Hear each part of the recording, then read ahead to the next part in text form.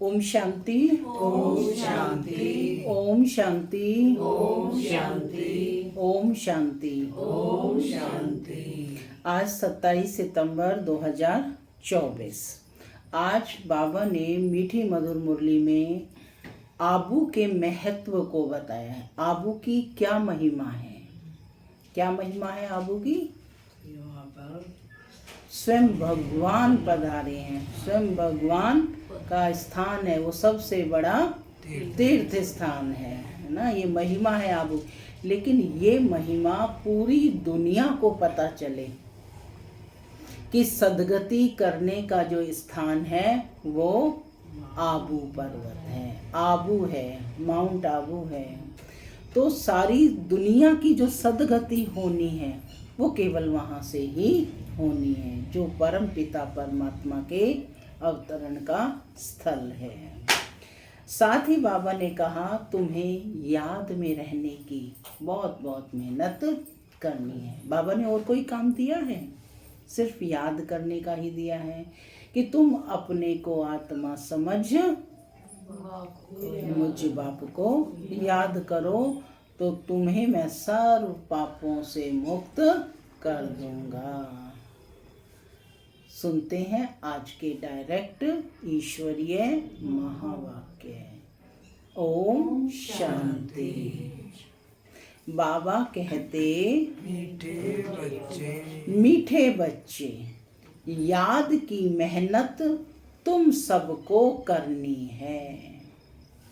याद की मेहनत तुम सबको करनी है।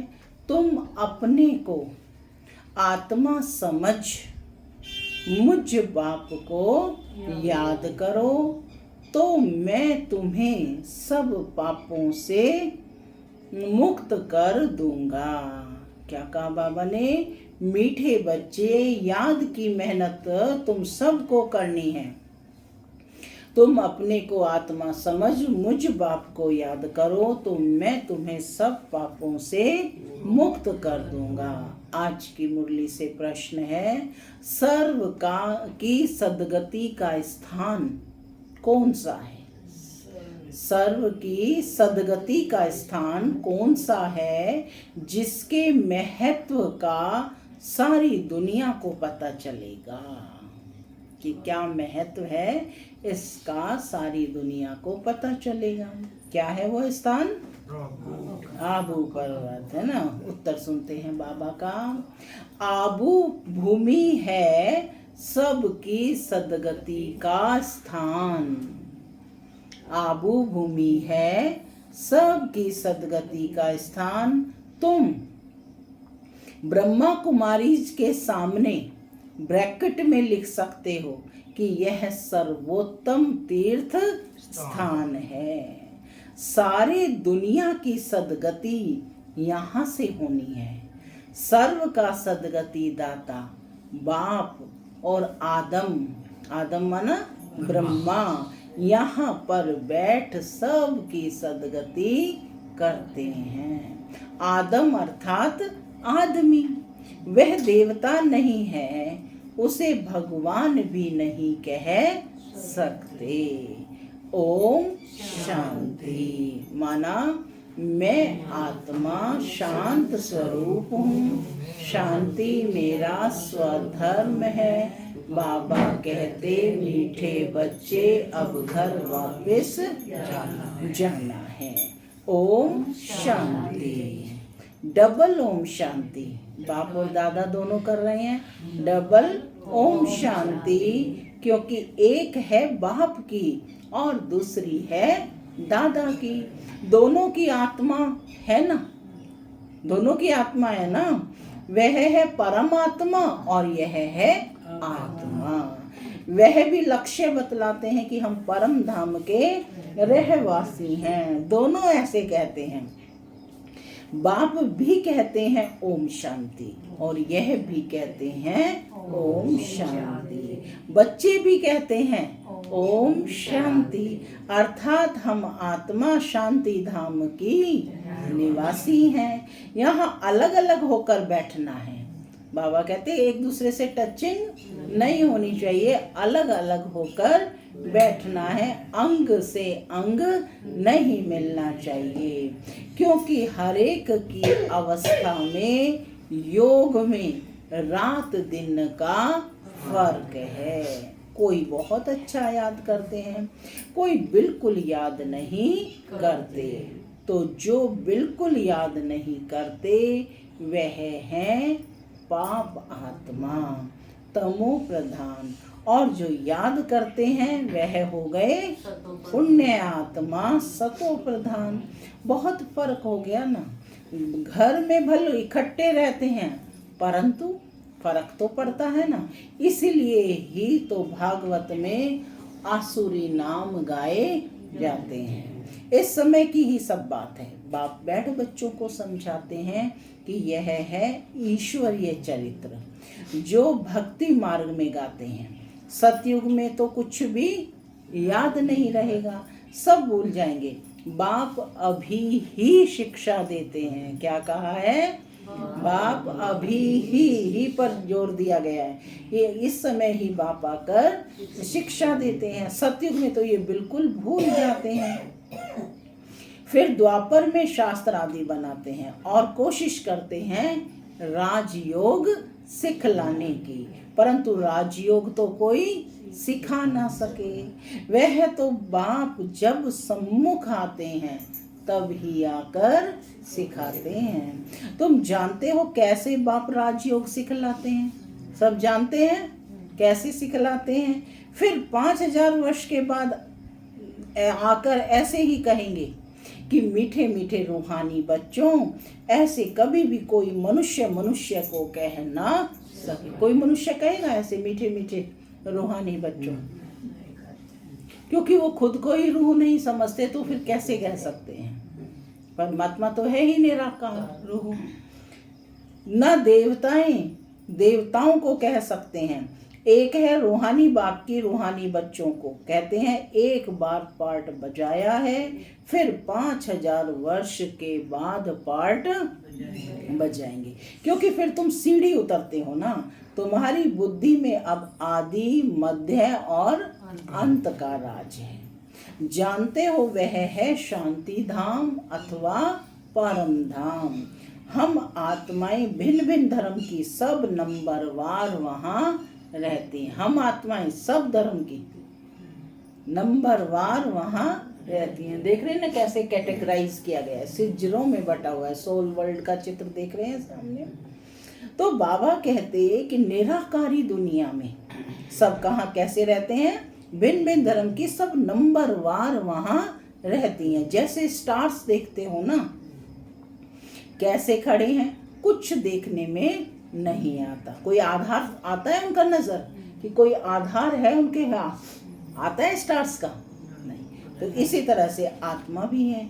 यहाँ आकर शरीर लेकर कर्म करते हैं। बाप ने समझाया है तुम धरती पर खड़े हो, तुम धरती पर खड़े हो, यह है कर्म क्षेत्र। ये धरती क्या है? कर्म क्षेत्र। यानी इसी को कुरुक्षेत्र कहते हैं, जिस पर कर्म करते हैं। कुरु माना करना। तो यहाँ आकर शरीर लेकर कर्म करते हैं। बाप ने समझाया तुम जब मेरे से वर्षा पाते हो तो 21 जन्म तुम्हारे कर्म अकर्म हो जाते हैं, क्योंकि वहाँ रावण का राज्य ही नहीं होता है। वह है ईश्वरीय राज्य जो अब ईश्वर स्थापन कर रहे हैं। बच्चों को समझाते रहते हैं शिव बाबा को याद करो तो स्वर्ग के मालिक बनो। स्वर्ग शिव बाबा ने स्थापन किया ना, तो शिव बाबा को और सुखधाम को याद करो। पहले शांति धाम को याद करो तो चक्र भी याद आएगा। ये सृष्टि चक्र कितने वर्षों का है? तो बाबा कहते पहले शांति धाम को याद करो तो ये चक्र भी याद आएगा। बच्चे भूल जाते हैं, इसलिए घड़ी घड़ी याद कराना पड़ता है। हे मीठे मीठे बच्चों, अपने को आत्मा समझो और बाप को याद करो तो तुम्हारे पाप भस्म हो। प्रतिज्ञा करते हैं तुम याद करेंगे तो पापों से मुक्त करूंगा। है ना, तुम प्रतिज्ञा करेंगे तो मैं तुमको पापों से मुक्त करूंगा। बाप ही पतित पावन सर्वशक्तिमान अथॉरिटी है। उन्हें वर्ल्ड ऑलमाइटी अथॉरिटी कहा जाता है।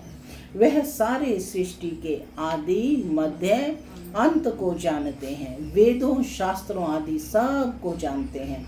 तब तो कहते हैं कि मैं इनमें कोई सार नहीं है। तब तो कहते हैं कि इनमें कोई सार नहीं। इनमें किनमें? वेदों शास्त्रों में। गीता में भी कोई सार नहीं है। भल वह सर्वशास्त्र शिरोमणि है, माई बाप है, बाकी सब हैं बच्चे।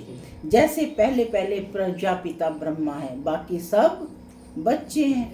प्रजापिता ब्रह्मा को आदम कहते हैं। क्यों कहते हैं प्रजापिता ब्रह्मा को आदम? आदि में तो आया, आदमी है वो, देवता नहीं है। दाढ़ी मूछ वाला दिखाते हैं सिर्फ एक ब्रह्मा को, जबकि अन्य जो देवता हैं उनको दाढ़ी मूछ वाला नहीं, यानी वह इसी दुनिया का ही मनुष्य था। एडम को आदम कहते हैं, ठीक है ना। प्रजापिता ब्रह्मा को आदम कहते हैं। आदम माना आदमी, मनुष्य है ना, तो इनको देवता नहीं कहेंगे, एडम को आदम कहते हैं। भक्त लोग ब्रह्मा एडम को देवता कह देते हैं। हम लोग तो देवता कह देते हैं। बाप बैठ समझाते हैं कि एडम अर्थात आदमी न देवता है न भगवान है, माने ब्रह्मा न देवता है न भगवान है। लक्ष्मी नारायण है देवता, डीटिज्म है पैराडाइज में, नैनी देवी देवताओं की दुनिया है स्वर्ग में। नई दुनिया है ना, वह है वंडर ऑफ द वर्ल्ड। बाकी तो वह सब है माया के वंडर। द्वापर के बाद माया के वंडर्स होते हैं। ईश्वरीय वंडर है हेवन, स्वर्ग। ईश्वर के द्वारा स्थापन किया गया वंडर वास्तविक वंडर है ना, और वह है हेवन, जो बाप ही आकर स्थापन करते हैं। अभी स्थापना हो रहा है। ये जो दिलवाड़ा का मंदिर है, इसकी वैल्यूज का किसी को भी पता नहीं है। मनुष्य यात्रा करने जाते हैं तो सबसे अच्छा तीर्थ स्थान यह है।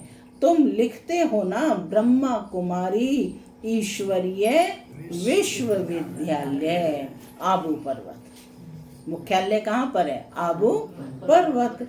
तो ब्रैकेट में ये भी लिखना चाहिए कि सर्वोत्तम तीर्थ स्थान। बाबा राय दे रहे हैं, बच्चों को समझानी दे रहे हैं कि ब्रैकेट में ये भी लिख लो कि सब तीर्थों में तीर्थ महान कौन सा है? आबू पर्वत, सर्वोत्तम तीर्थ स्थान। क्योंकि तुम जानते हो कि सर्व की सदगति यहाँ से होती है, ये कोई जानते नहीं। जैसे सर्व शास्त्रमयी शिरोमणि गीता है, वैसे सब सर्व तीर्थों में श्रेष्ठ तीर्थ आबू है। तो मनुष्य पढ़ेंगे, अटेंशन जाएगा कि भाई क्या लिखा है ब्रैकेट में, तो उसको पढ़ेंगे तो अटेंशन जाएगा। सारे वर्ल्ड के तीर्थों में यह है सबसे बड़ा तीर्थ, जहाँ बाप बैठ सबकी सदगति करते हैं। क्या कहा? जहाँ बाप बैठ सबकी सदगति करते हैं। माने सदगति कहाँ से होगी? सिर्फ आबू पर्वत से ही। तीर्थ तो बहुत हो गए हैं, गांधी की समाधि को भी तीर्थ समझते हैं। सब जाकर वहाँ फूल आदि चढ़ाते हैं, उनको कुछ पता नहीं। तुम बच्चे जानते हो ना, तो सब तुमको यहाँ बैठे दिल अंदर बड़ी खुशी होनी चाहिए कि हम हेवन की स्थापना कर रहे हैं। अब बाप कहते हैं अपने को आत्मा समझ मुझे याद करो। पढ़ाई भी बहुत सहज है, कुछ भी खर्चा नहीं लगता है। इसमें कुछ खर्चा पानी लगता है पढ़ाई में? सहज है।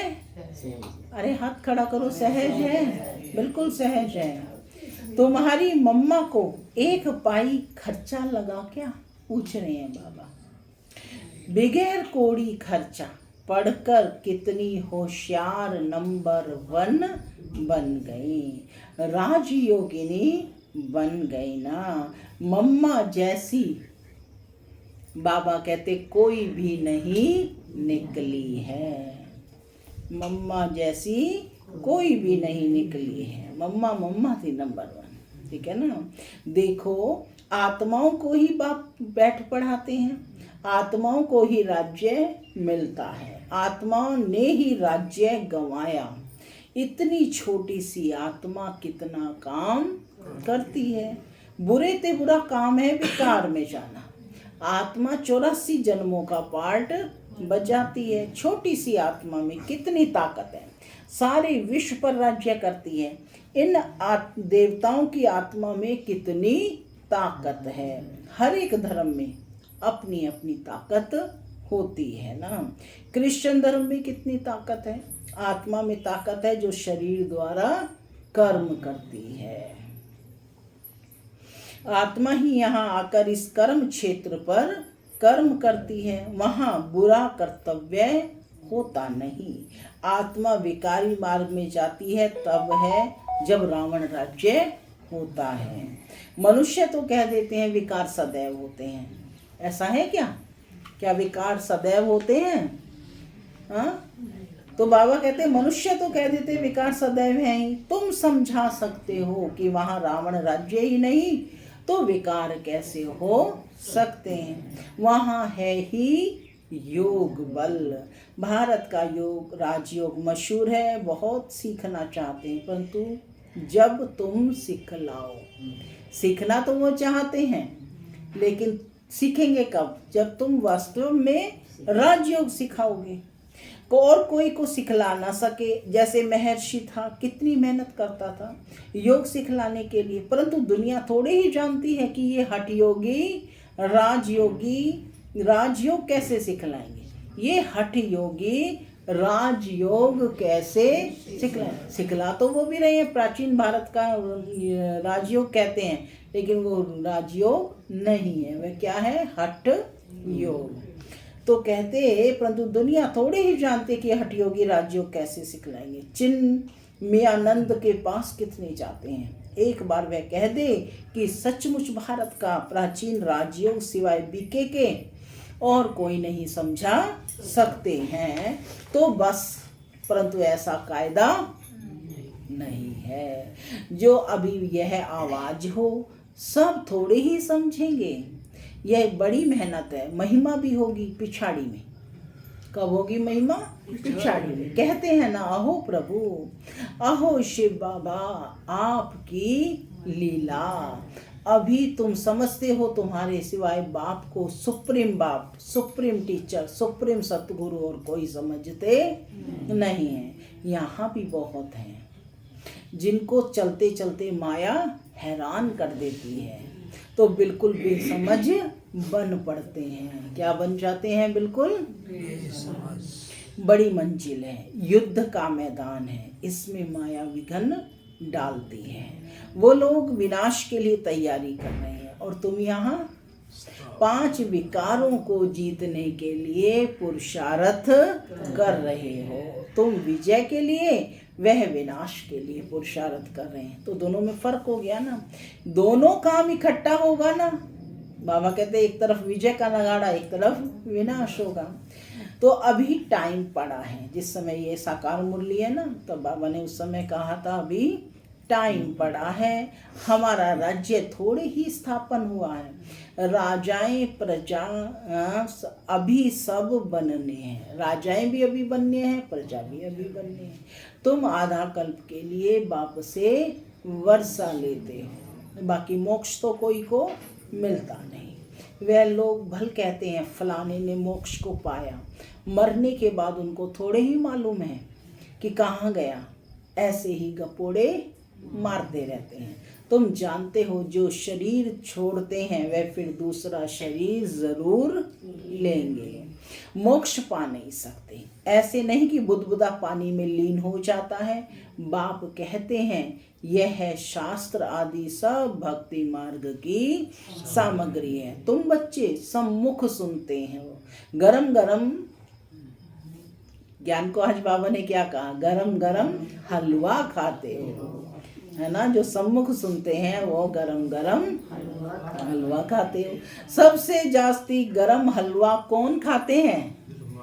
ब्रह्मा। ये तो बिल्कुल उनके बाजू में बैठे हैं, झट सुनते हैं और धारण करते हैं, फिर यही ऊंच पद पाते हैं। सूक्ष्म वतन में बैकुंठ में इनका ही साक्षात्कार करते हैं, यहाँ भी उनको ही देखते हैं इन आँखों से। बाप पढ़ाते तो सबको हैं, बाकी है याद की मेहनत। याद में रहना जैसे तुमको डिफिकल्ट लगता है वैसे इनको भी, इसमें कोई कृपा की बात नहीं है। बाप कहते हैं हमने लोन लिया है, उनका हिसाब किताब दे देंगे, बाकी याद तो उनको भी करना पड़ेगा ना।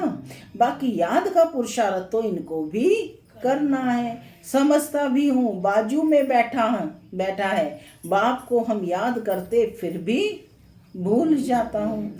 सबसे जास्ती मेहनत इनको करनी पड़ती है।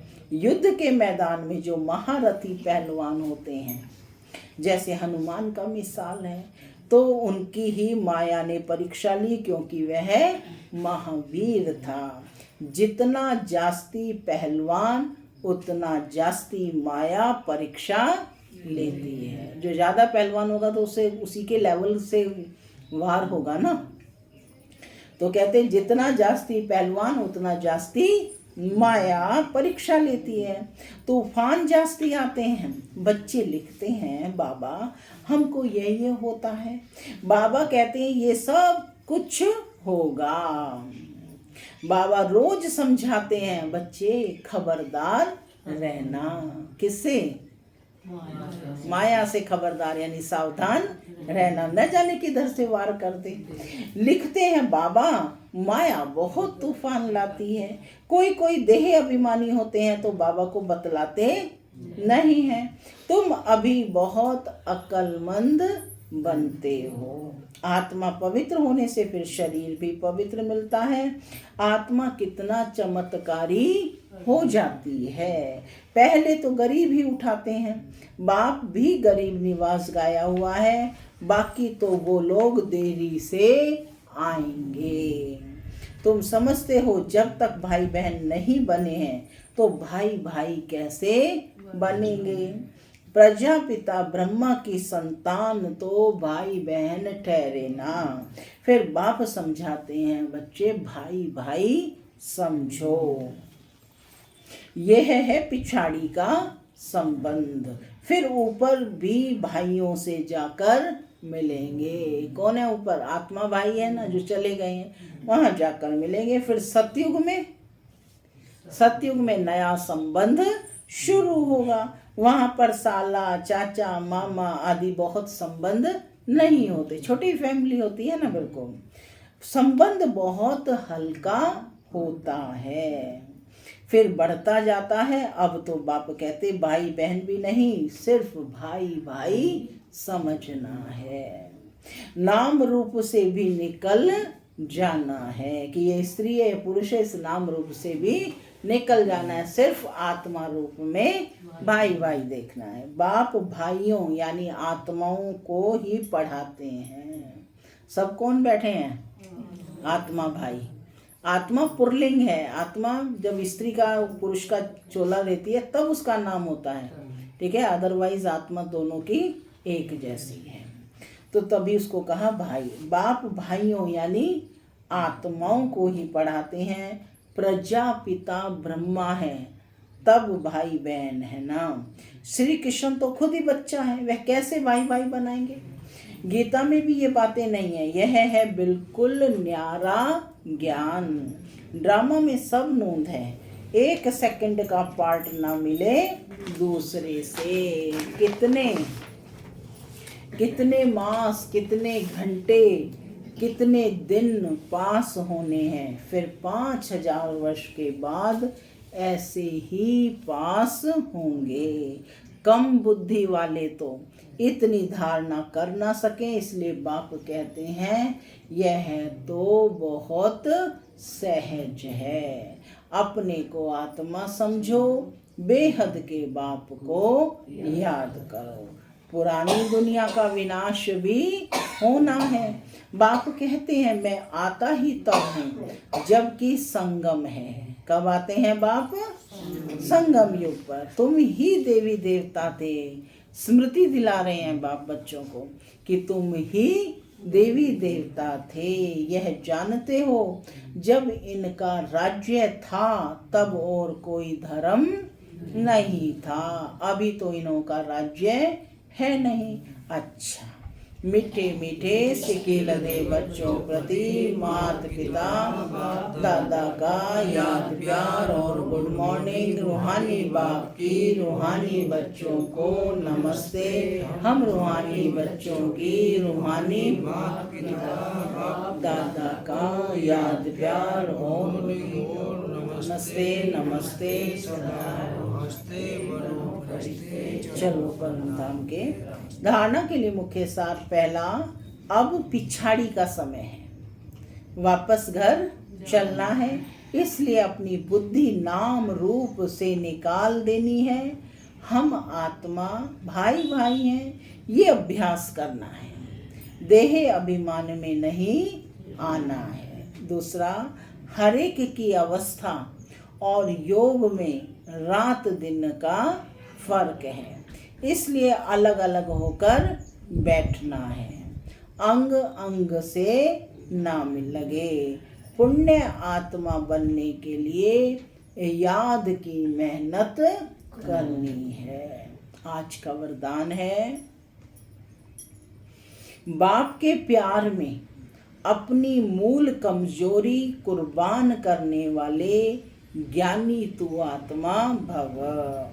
बाप के प्यार में अपनी मूल कमजोरी कुर्बान करने वाले ज्ञानी तू आत्मा भव। बाप दादा देखते हैं अभी तक 5 ही विकारों के व्यर्थ संकल्प मेजॉरिटी के चलते हैं। ज्ञानी आत्माओं में भी कभी कभी अपने गुण व विशेषता का अभिमान आ जाता है। हर एक अपनी मूल कमजोरी व मूल संस्कार को जानता भी है। सबको पता है अपनी अपनी कमजोरी।